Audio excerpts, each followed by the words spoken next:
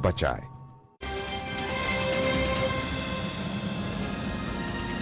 पहले मंगलवार की सुबह और बढ़िया सुबह, स्क्रीन्स बढ़िया और सुबह से पॉजिटिवली सरप्राइज किया है। दरअसल हुआ क्या, यूएस के मार्केट एक्सटेंडेड वीकेंड पे हैं, तो आज शाम को वहां पे सेशन रिज्यूम होगा। तो वीकेंड के बाद, एक्सटेंडेड वीकेंड के बाद पहला सेशन आज। पर यूएस के फ्यूचर्स अच्छा मूव दिखाना शुरू कर चुके हैं। इस समय यूएस के फ्यूचर्स इंडिकेट कर रहे हैं कि 1.5 से 1.25% अमेरिकन मार्केट्स, डाउ 400 पॉइंट से ज्यादा की तेजी के साथ आज शुरुआत करेगा। ये कल भी इंडिकेशंस ऐसी थे। कल उठा पटक के बीच में फाइनली बंद होते होते 0.5% ऊपर फ्यूचर्स थे, पर वो 0.5% वाले अब इंडिकेट कर रहे हैं कि 1.5% के आसपास यूएस के मार्केट्स में जंप देखने को मिलेगा। तो यूएस में एक बहुत पेनफुल पिछले हफ्ते के बाद रिस्पाइट के इंडिकेशंस, और वो फ्यूचर्स पे ही हम लोग इस समय एशिया पूरा रिजॉइस करता हुआ, तो पूरा एशियाई पैक मजबूत। हमने एक अच्छा गैप अप के साथ शुरुआत करी। उस गैप अप के बाद लग रहा था थोड़े पस्त पड़ रहे हैं, पर अब क्लियर ट्रेजेक्टरी आपकी स्क्रीन पर, मूव सॉलिड, हर टिक के साथ मोमेंटम और पिकअप होता हुआ 15,540 के लेवल्स पर अब हम इस समय कामकाज करते हुए, जो टेक्निकल एक्सपर्ट्स के तमाम इंपॉर्टेंट स्टिफ रेजिस्टेंस के लेवल्स थे, अब उन सब रेजिस्टेंस लेवल्स के ऊपर हम कंफर्टेबली इस समय नजर आएंगे आपको। और ये चौतरफा मूव है आज। तो कल क्या हुआ था, कल इंडेक्सेस, बेंचमार्क, निफ्टी, सेंसेक्स तो इन ग्रीन मैनेज हुए, निफ्टी बैंक फ्लैट बंद हुआ, ब्रॉडर मार्केट्स में पेन था। आज बढ़िया स्क्रीन है। आज ना सिर्फ निफ्टी के 1.25% का उछाल, जोड़ दीजिए उसमें निफ्टी बैंक में भी 1.25% की मजबूती, जोड़ दीजिए उसमें मिड कैप स्मॉल कैप्स का अच्छा performance. Mid cap small caps आपकी स्क्रीन पर आएंगे, दोनों बेंचमार्क्स बढ़िया मूव दिखाते हो और ब्रेथ इंप्रूव होती चली जा रही है। वो ज्यादा अच्छा हम रिटेल इन्वेस्टर्स के लिहाज से पूरा ब्रॉडर मार्केट बेहतर फेयर कर रहा है। और ब्रेथ जो है इस समय 5 या 6:1 का रेशियो, एक गिर रहा है तो 5-6 स्टॉक्स आज अब मजबूती के साथ कामकाज करते हुए इस समय नजर आएंगे। जरा दिखाइए निफ्टी की कंट्रीब्यूशन प्लेट, तो उससे समझ में आएगा आपको कि कौन से स्टॉक्स हैं जो दरअसल इस समय मदद करते हुए, कोई HDFC bank, ICICI bank banking measures के तौर पे, आईटी में कोई इंफोसिस, टीसीएस, ये सब वो important stocks, private banking space, दिग्गज आईटी कंपनीज, ये लार्जली आज भारतीय बाजारों की मदद करती हुई। इस बैंक्स में जोड़ दीजिए फाइनेंशियल्स का तड़का, तो अगर इसके नीचे भी जा सकते थे तो एचडीएफसी लिमिटेड वगैरह आपको सब नजर आते। तो बैंक्स, फाइनेंशियल्स और आईटी दोनों स्ट्रॉन्ग पॉकेट बाजार की आज बेहतर फेयर करती हुई नजर आएंगी। एक बार वीरू से बातचीत कर ली जाए। 45 मिनट का जो सेशन अब तक, कल 46 मिनट हो गए, सॉरी। वीरू, बढ़िया on the way up, surprise करने वाला मूव, 200 पॉइंट निफ्टी में हम उछाल के साथ अब इस समय कामकाज करते हुए। देखिए आशीष, आधारशिला आपने बताई दी, वो है डाउ फ्यूचर्स जिसको हम चेस कर रहे हैं। और आपको और मेरे को ये बात करते करते अगर आप देखें 5 दिन हो गए कि डाउ फ्यूचर्स एक बड़े क्रिटिकल लेवल पे है। डाउ पे स्ट्रेंथ चाहिए थी आशीष बैंक निफ्टी से, हिस्टोरिकली ऑल टाइम हाई या फिर एक क्रिटिकल लो को होल्ड करने के लिए बैंक निफ्टी का कंट्रीब्यूशन की जरूरत होती है। और 33,000 के ऊपर वो कंट्रीब्यूशन बैंक निफ्टी की तरफ से आ रहा है। देखिए अभी हमने 15,500 के आसपास बात की ना कि लॉन्ग करना चाहिए, वहां से 50 पॉइंट मिल गया आपको शॉर्ट कवरिंग का स्विंग थ्रस्ट। तो आशीष अच्छा है पिक्चर। और वो फिर कहूंगा जो बात मैंने 15 मिनट पहले कही थी कि चुपचाप डे लो का स्टॉप लॉस लगाइए, निफ्टी बैंक पे डे लो का स्टॉप लॉस लगाइए, दोनों ही इंडेक्सेस डे हाई पर हैं। और ये एक जो आगे का स्विंग होगा वो शॉर्ट कवरिंग स्विंग होगा आशीष। हम ओवरसोल्ड ट्रैजेक्टरी में है, पुट कॉल रेशो आपको 0.77 की रेंज में था पिछले कुछ सेशन से, तो एक अच्छा जोन है लॉन्ग ट्रेड पिक करने का। किया होगा आपने तो वेट कीजिए आशीष। अगर ये शॉर्ट कवरिंग स्विंग थोड़ा सा और अच्छा चला तो दोनों ही इंडस्ट्रीज पे हम एक लेवल अटेम्प्ट कर सकते हैं आशीष, और वो है 10 डेमा।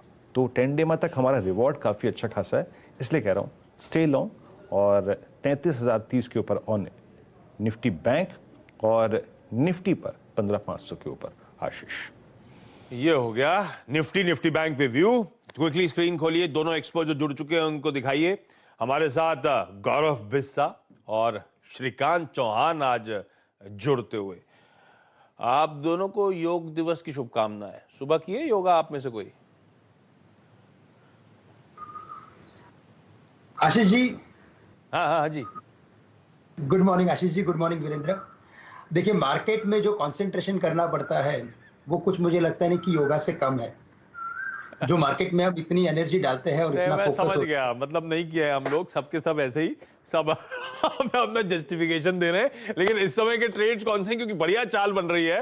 गौरव, पहले आप बताइए, खरीदारी पकड़ करने का लिया मन है? श्रीकांत जी, श्रीकांत जी पकड़ लिया, हमारे लिए पकड़ लिया हमारे आपको। लिए मार्केट गौरव, तेजी का मन क्या? घुमा फिर आके आप हमको टहलाने ले जा रहे थे ना। Good morning.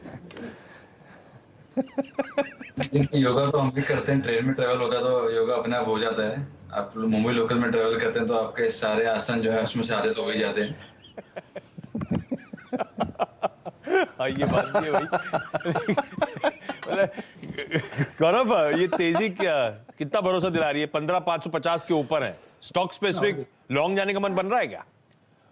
जी बिल्कुल, यहाँ पे अगर आप ओवरऑल देखेंगे स्ट्रक्चर तो पॉजिटिव ही है। यहाँ पे पिछले 12 घंटे का मैं निफ्टी अगर देखेंगे तो जो 17 जून का जो कैंडल बना था पैनिक का, उसका हाई लो था, उसमें 12 घंटे जो है हमने कुछ किया नहीं, वहीं पे पड़े रहे। आज हमने एक अपडेट हमको देखने मिली है तो वहां से पॉजिटिव लग रहा है। दूसरी बात यह है कि बैंक निफ्टी अगर आप देखेंगे तो उसमें दो चीज हो जाती है। जो प्रीवियस स्विंग लो था बैंक निफ्टी फ्यूचर्स का 32,200 के आसपास का, उसको हमने तोड़ा नहीं था। निफ्टी में हमने प्रीवियस लो तोड़ के काफी नीचे गिरावट देखने मिल चुकी थी, और अब जो है बैंक निफ्टी में प्रीवियस स्विंग हाई जो था 33,000 का, उसके ऊपर भी सस्टेन हो रहा है। कहने का मतलब यह पॉजिटिव निफ्टी इसके लिए लग रहा है क्योंकि लीडरशिप जो है वो हमको बैंक निफ्टी से देखने मिल सकती है। काफी हैवी वेट है इंडेक्स के अंदर, तो आपको पुश उसके अच्छा एक मिल सकता है। तो वो एंगल से लग रहा है कि यहाँ पे लॉन्ग्स बने रहना चाहिए। मैं अग्रेसिव यहाँ पे टारगेट्स नहीं करूंगा, लेकिन 650, 15, 650, 700 यहाँ पे एक बार आके निफ्टी पे इवेल्युएट करना होगा। लेकिन ओवरऑल जो स्ट्रक्चर है वो बेहतर है, और इंडेक्स का अगर लिहाज देखा जाए तो मुझे लगता है बैंक निफ्टी में ट्रेड के मौके बेहतर है कंपेयर टू निफ्टी के लिए, क्योंकि वहाँ पे 33,000 का जो ब्रेकआउट है वो अगर सस्टेन अगर हो गया तो आपको एक और अपसाइड जो है आपको 500-700 पॉइंट की आपको देखने मिल सकती है। गौरव, स्टॉक आइडियाज। स्टॉक की अगर बात की तो मुझे आपने जैसे चर्चा की थी, आईटी स्पेस वगैरह अच्छा लग रहा है, बैंकिंग प्राइवेट बैंकिंग अच्छा लग रहा है। एक और स्पेस है जो आपने चर्चा नहीं की, वो मैं आपके जहन में लाना चाहूंगा, वो है फार्मा। फार्मा में अगर आप देखेंगे तो आप काफी अच्छे पोजीशन से बनते देखने मिल रहे हैं, अवली चार्ट से ब्रेकआउट से हमको देखने मिल रहे हैं। तो मेरा जो आज का रहेगा पिक वो डीवीज पे रहेगा, एक जहां पे आप अगर देखिए डीवीज लेवल में एक अवली चार्ट पे एक अच्छा रेंज ब्रेकआउट है वो आपको देखने मिल रहा है। और इतना जो मार्केट गिरा भी था ओवरऑल इसने जो है सारी वॉलेटिलिटी जो है वो ऑब्जर्व कर ली थी ये रेंज के अंदर ही।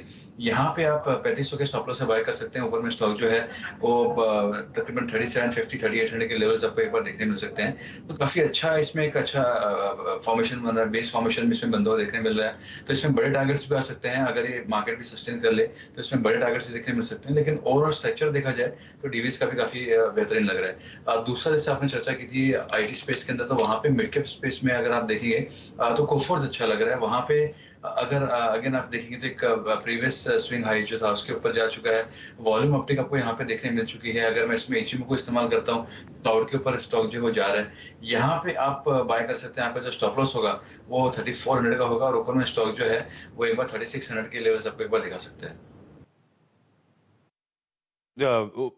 बैंक्स और आईटी वो वेटेज के लिहाज से मेंशन कर रहा था, फार्मा रडार पे है बिल्कुल, परसेंटेज मूव्स तो सॉलिड आते हुए, और फार्मा में सिलेक्टिवली स्टॉक्स राइड भी कर रहे हैं हम लोग, ल्यूपिन, दिवीज पिछले शो से। और ये देखिए अब गौरव की तरफ से भी आता हुआ दिवीज लैब्स खरीदारी करने का कॉल, साथ साथ कोफोर्ज में बाय इनिशिएट किया है। अच्छा, हमारे साथ केडिया सर जुड़ते हुए, विजय केडिया साहब स्क्रीन पे दिखाइएगा, बस जा रहा हूं केडिया सर के पास। उससे पहले श्रीकांत, आपके प्रिफर्ड पिक्स? देखिए, वैसे हमें लगता है कि एफएमसीजी के भी ऊपर फोकस किया जा सकता है, और एफएमसीजी में जुबिलेंट फूड हमें अच्छा लग रहा है, जो करंटली 505, 506 के करीब ट्रेड कर रहा है। ये स्टॉक हमें लगता है कि वापस एक बार 530 से 40 के लेवल्स दिखा सकता है, तो इसे लॉन्ग करें, 495 का स्टॉप लॉस रखें।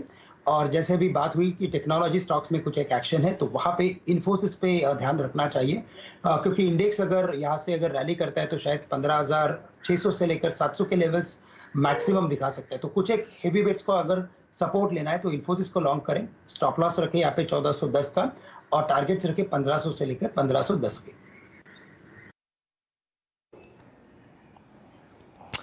चलिए, तो इन्फोसिस आपकी कॉल हो गई, आपने श्रीकांत जी की कॉल को समझा और ये दो रेट्स और उनके मार्केट्स व्यू को समझा। चलिए, अब विजय केडिया जी का स्वागत करते हैं, इस कार्यक्रम में जुड़ चुके हैं हमारे साथ बातचीत करने के लिए।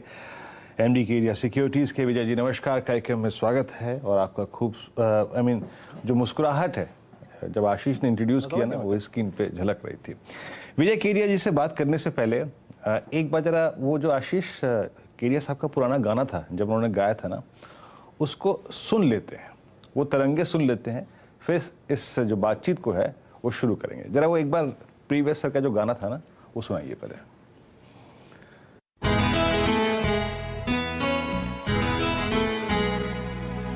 न्यू हाई डेली बना रहे हो,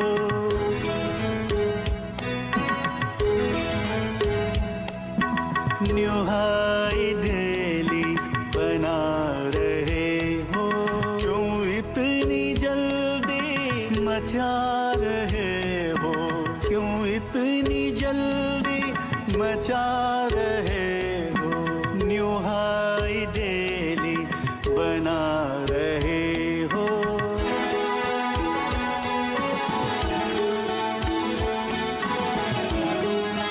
इतनी जल्दी मचा रहे हो।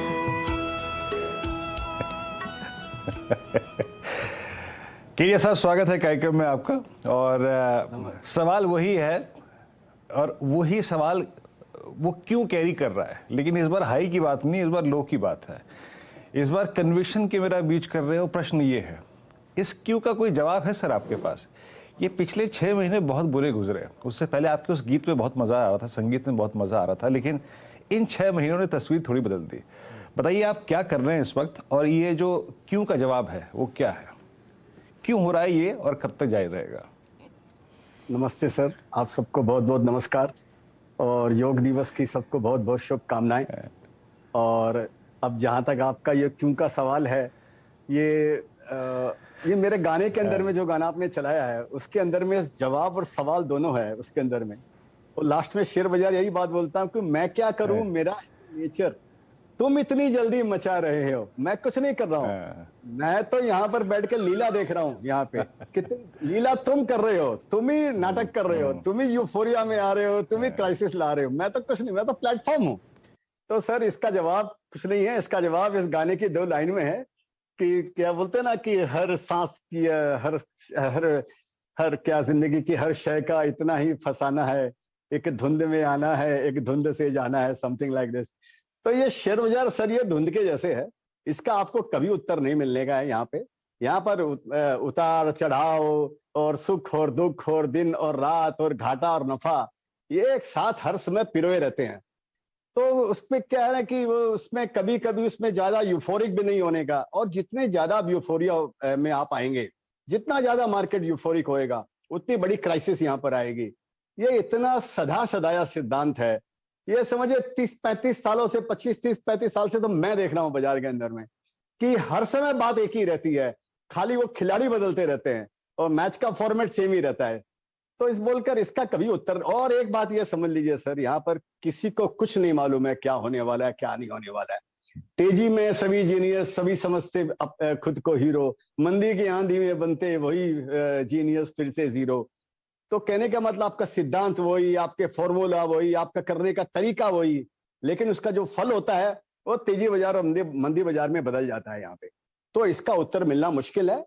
पर्सनली मेरे को ऐसे लगता है कि जो एक अध्याय जो शुरू हुआ था 1900 समझिए कोविड के बाद में, जो 2020 के बाद में जो अध्याय शुरू हुआ था, वो एक अध्याय खत्म हो गया, वो एक चैप्टर खत्म हो गया है।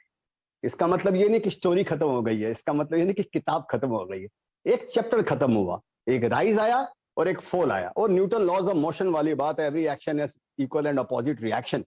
जितनी तेजी से, जितनी यूफोरिया से आया, उसी का ये मंदी का वातावरण बाजार में पैदा हुआ। पर्सनली मेरे को लगता है, आपने पूछा कितने दिन चलेगा, मेरे को लगता है अभी थोड़े दिन ये और चलना चाहिए, ये खत्म नहीं हुआ है। पहले जब बाजार बढ़ता था तो लोग जो मंदी में थे उनको लगता था बस अभी ये आखिरी टॉप हो गया और मार्केट टॉप बनाता था। अभी जब नीचे घटता तो लोगों को लगेगा ये आखिरी बॉटम, हो सकता कुछ बॉटम और बना दे, तो हो सकता थोड़े दिन ये और चलना चाहिए। बाकी जो तहस नहस जो हुई है मिड कैप और स्मॉल कैप के अंदर में, वो तो 12,000 के इंडेक्स के जैसे आंकड़े जैसे हो वैसे ही तहस नहस हो चुकी है। लेकिन थोड़ा एडजस्टमेंट हो सकता है, थोड़ा बाकी हो मार्केट में, ये मेरी आइडिया है, मैं गलत भी हो सकता हूँ।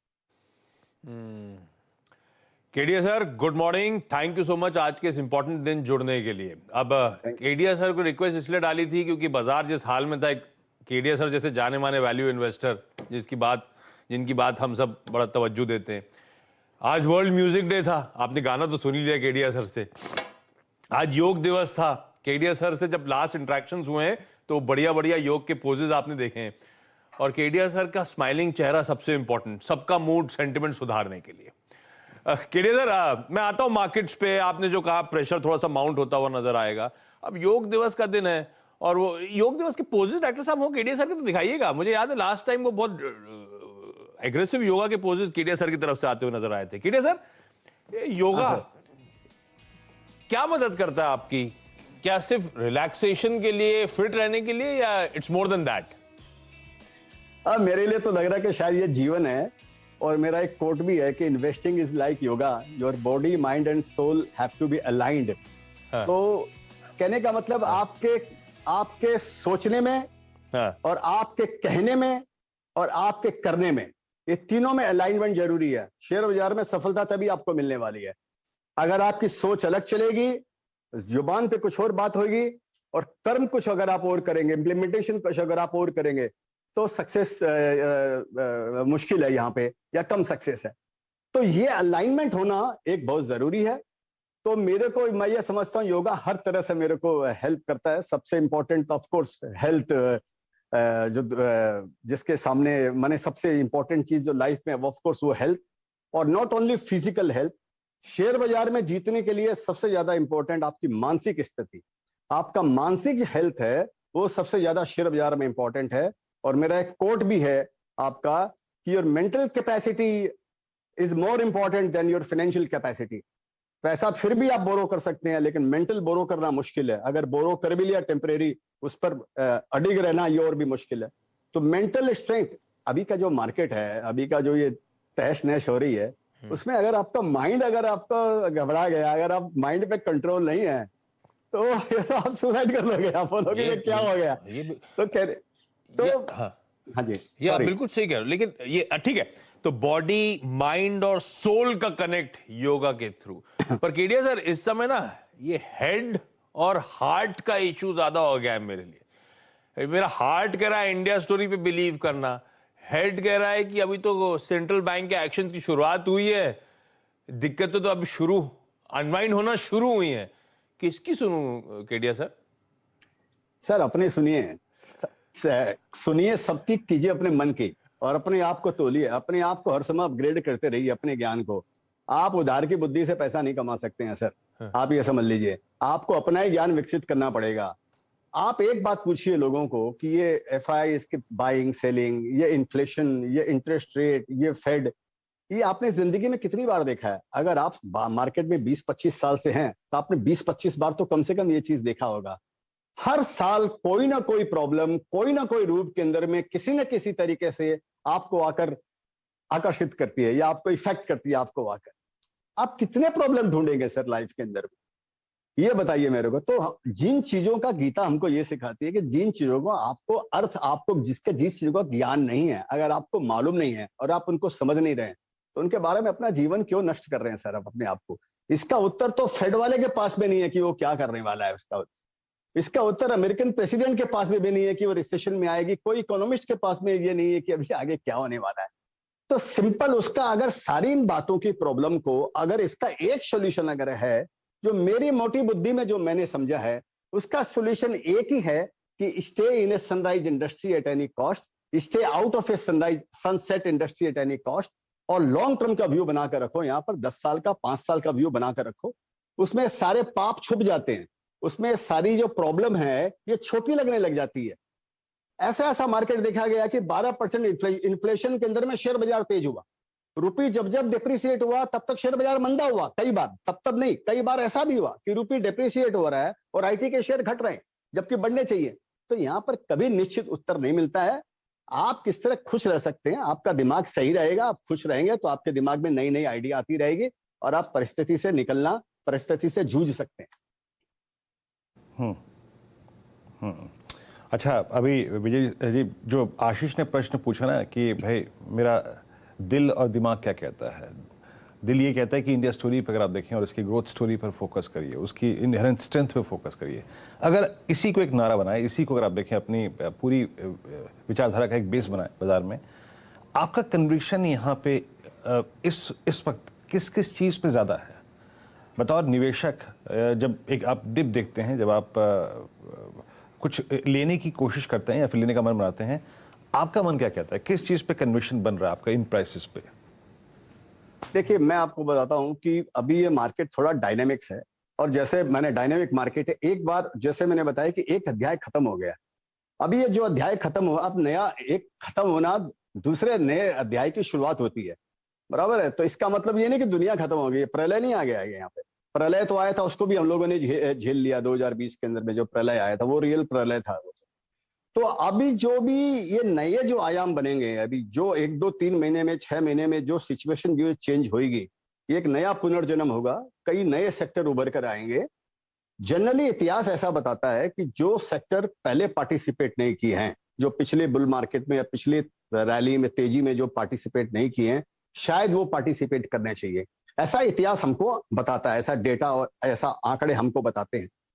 मेरे को ऐसे लगता है, और अगेन मैं रॉन्ग हो सकता हूँ, it's too early, let me tell you, कि मेरे को ऐसे लगता है कि ये 2003-4 में भी ऐसे हुआ था, जब इस तरह की क्राइसिस आया और इस तरह वो नेस्डेक का बूम आया, और नेस्डेक 5200 वाला, या मेरे को ध्यान नहीं है 5200 वाला क्या 1200 हो गया क्या, जो भी उस समय तहस नहस हुआ, उस समय जो भी हुआ। उसके बाद में इंडिया में नए सेक्टर उभर के आए, उसमें बैंकिंग उभर के आया और इंफ्रास्ट्रक्चर के शेयर उभर के आए। मेरे को लगता हो सकता है कि केपेक्स का जो एक नया एक मार्केट खुल सकता है, कि हर कंपनी ने अभी केपेक्स अनाउंस किया है पिछले 2-3 महीनों में। स्टील सेक्टर ने 2 लाख करोड़ का बोलते हैं केपेक्स अनाउंस किया, एल्यूमिनियम में अनाउंस किया, शुगर में चल रहा है, पावर में चल रहा है, सब चीजों में केपेक्स नया चालू हुआ। इन्हीं से रिलेटेड कुछ एक नया उद्भव कुछ होना चाहिए, नया सनराइज इंडस्ट्री निकलना चाहिए। थोड़ा सा अर्ली है, 1-2 महीने में सिचुएशन थोड़ी साफ होगी। अच्छा केडिया सर, लास्ट टाइम जब बात हुई थी, पता नहीं मुझे जहन में आ रहा है, आपने कहा था मैं तो साहब फुली इन्वेस्टेड हूं इस बाजार में। तो ऑफ लेट उस इंटरेक्शन से इस इंटरेक्शन के बीच में पोर्टफोलियो का आपका प्रदर्शन कैसा रहा है? कुछ एडिशन डिलीशंस हुए हैं क्या कुछ रिजेक्ट करा है पोर्टफोलियो में क्या? ऐसा कि जो मेरे पब्लिक डोमेन में जो मेरे पोर्टफोलियो है, जो पब्लिक डोमेन में है, समझिए कि जो 1% से ऊपर हैं तो पब्लिक डोमेन में आ जाते हैं वो। उन पोर्टफोलियो में जहां तक मेरे को याद आ रहा है, अभी शेयर होल्डिंग पैटर्न आने वाला है जुलाई के अंदर में, जहां तक मेरे को ध्यान में आ रहा है, मैंने उनमें कोई परिवर्तन नहीं किया। कुछ ना कुछ मैंने उनमें स्टेक बढ़ाया है मैंने, जहां तक मेरे को याद आ रहा है। 1-2 शेयर हो सकता है कुछ किए हो, लेकिन मेरे को नहीं लगता। कुछ मेरे पोर्टफोलियो ऐसे भी, मेरा एक इंपॉर्टेंट पोर्टफोलियो है जो 1% नहीं है, ठीक है, और पिछले 10-15 दिनों से मैं पैसा कुछ कैश रखा हूं। अच्छा, बड़ा इंटरेस्टिंग जवाब था, कुछ कैश रखा हुआ आपने। अब तो ये कैश जाएगा कहाँ विजय जी? और अच्छा, एक बात मैं आपसे पूछना चाहता हूँ कि हर एक मुश्किल दौर एक इंडस्ट्री को कुछ ना कुछ सिखा के जाता है, सबक दे के जाता है, उस इंडस्ट्री को ट्रांसफॉर्म करके जाता है और बिल्कुल बदल करके जाता है। मैं अभी कल ही इसी कार्यक्रम में हम PSU बैंकिंग स्पेस में जो डैमेज हुआ है पिछले कुछ समय में, प्राइस डैमेज, उसको देख रहे थे, समझ रहे थे। सर, ये 2008 से लेकर 2018 तक का, 16 तक का अगर आप देखें जो स्विंग था PSU बैंकों के लिए, 10% के ग्रॉस NPAs की फिगर्स हमने देखी। इस पूरे काल से जब ये पूरा बैंकिंग PSU बैंकिंग बास्केट निकल के आया है under the leadership of SBI, क्या आपका PSU बैंकिंग बास्केट में इस वक्त कोई कन्विक्शन है, एक लगभग 1.5 दशक का बुरा फेज देखने के बाद, अब जो हालात हैं, जिस तरीके से NPS इनके सुधरे, मैनेजमेंट में चेंजेस, इनके डिसबर्समेंट्स, इनके क्रेडिट ऑफटेक बढ़ते हुए, NIMs थोड़े ठीक ठाक होते हुए, क्या इस स्पेस पे आपका कन्विक्शन आया है कुछ अभी? देखिए सर, मैं ऐसा बताता हूं कि मेरे जैसे आदमी के लिए ये बैंकिंग को समझना थोड़ा सा मुश्किल है, क्योंकि ये पढ़े लिखे लोग ज्यादा समझ सकते हैं, उनके जो भी पैरामीटर्स है, जिनके हिसाब से बैंकिंग शेयरों को चुनते हैं उनके हिसाब से। लेकिन मेरे को वो समझ में नहीं आता है, लेकिन मेरे को तो लोगों को सुनना समझ में आता है। अच्छे लोग, समझदार लोग क्या बोलते हैं, उनको समझना थोड़ा बहुत मेरे को आता है। लोगों का कन्विक्शन अगर मैं समझूं, अच्छे लोगों का, पढ़े लिखे लोगों का, तो ऐसे लग रहा है कि बैंकिंग की जो प्रॉब्लम है वो खत्म हो चुकी है। ऐसा समझते हैं कि ज्यादा ही प्रोविजन कर दिया है इन्होंने, अब जो भी आएगा वो उन्होंने वापस वो एड बैक ही होने वाला है, तो इससे। लेकिन ये बात सर शायद मैं 1-1.5 साल 2 साल से सुन रहा हूँ। पहला बात। दूसरा बात, पहला बात तो इस बोलकर इसकी टाइमिंग मेरे को नहीं मालूम है कि ये बैंक का कब सुधार होगा। मैं आपको और थोड़ा ट्रांसपेरेंटली बताता हूं कि मैंने बैंक ऑफ बड़ौदा में बिजनेस किया था, मैंने इन्वेस्टमेंट किया था। मेरी एक कमी है कि मैं लिक्विड शेयर को होल्ड नहीं कर पाता हूं, क्योंकि जब मेरे को समझ में आता है कि मार्केट में एक नीचे का स्विंग आने वाला है तो मैं उसमें से निकल जाता हूं। मेरे को मैं रोक नहीं पाता हूं अपने आप को लिक्विड शेयर्स के अंदर। इसी बोलकर मैं मिड कैप में करके सो जाता हूं। मेरे को परवाह ही नहीं है कि वो मेरा कोट है ना, गया जैसे बोलते हैं कि वो जो मेरा इन्वेस्टमेंट है वो शेयर बाजार का है, जो मेरा प्रॉफिट है वो मेरा है, मेरा डीमैट का स्टेटमेंट है वो शेयर बाजार का है, मेरा बैंक स्टेटमेंट मेरा है। एनीवे, तो वो बैंक ऑफ बड़ौदा का मैंने किया, लेकिन मैंने रखा 15 दिन 20 दिन या 1-1.5 महीना मैंने रखा होगा। मैं सोचा रखूंगा, लेकिन वो फिर हो नहीं पाया, मार्केट का मैं निकल गया। अभी मेरे पास में बैंकिंग का कोई शेयर नहीं है, लेकिन ऑफकोर्स मेरी नजर पे है, मैं इनको मेरे रडार पे रख रखा हूं कि हाँ शायद इसमें अगर कोई अपॉर्चुनिटी। देखिए, पैसा हमको उसी में बनेगा जो बीटन डाउन सेक्टर है। नया जब वापस तेजी आने वाला है, ये तो वापस आएगा ना, ये तो जीवन चक्र है, ये तो शेयर बाजार का साइकिल है। अभी 1 महीने में आए या 3 महीने में आए ये मेरे को नहीं मालूम है, राइट। और तो अपना पैसा उसी चीज में बड़ा बनने वाला है जो सेक्टर बीटन डाउन है। तो बैंकिंग भी उसमें ऐसा सेक्टर है जो पीएसयू बैंक जो बता रहे हैं पीएसयू, वो बीटन डाउन है, तो नजर पे रखना चाहिए। मैं पर्सनली क्या करूंगा आज मेरे दिमाग में उसकी क्लैरिटी नहीं। ओके केडिया सर, मजा आता है हमेशा आपसे बात करके। अच्छा, इंटरेक्शन की शुरुआत करी थी वो तेजी को क्वेश्चन करने वाले गाने के साथ, ये गिरावट को क्वेश्चन करने वाला गाना कब आने वाला है? गिरावट को क्वेश्चन करने वाला मतलब? ये अपन ने कहा था ना शुरुआत में तेजी को कि क्यों इतना भागे जा रहे हो, है ना, इतनी जल्दी क्यों मचा रहे हो, ये जो पिट रहे हैं बाजार, रोज गिर रहा है, इस पे गाना नहीं आएगा क्या? उसने बोला ना कि मैं क्या करूं, मेरा ये नेचर, तुम इतनी जल्दी मचा रहे हो, वो तो बोला इसने।